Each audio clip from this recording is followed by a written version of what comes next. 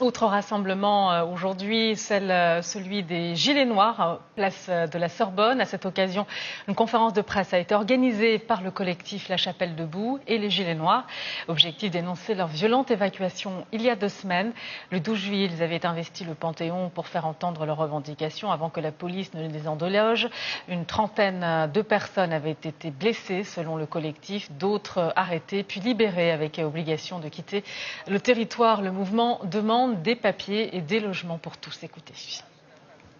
Ce qu'ont gagné les Gilets Noirs aujourd'hui, c'est simplement de mettre à jour la machine répressive quotidienne que vivent les immigrés sans papier, les rafles, les contrôles d'identité sous couvert que tu serais peut-être, alors en justice on appelle ça le soupçon d'extranéité, c'est-à-dire quel critère peut dire que la police a droit de faire un contrôle d'identité parce qu'on soupçonne que tu es un étranger illégal. Nous sommes plus déterminés aujourd'hui qu'on ira plus loin, sans ou avec, jusqu'à ce qu'on trouve tous des papiers et des logements, des endroits, jusqu'à ce qu'on trouve une dignité de vivre. Nous sommes fatigués de travailler au noir. Quand on vous dit travailler au noir, il ne s'agit pas de la suite de Germinal ou ce n'est pas un nouveau livre de Émile Zola qui parle des mines de charbon. Ce sont des gens qui travaillent mais qui ne sont pas reconnus par le système.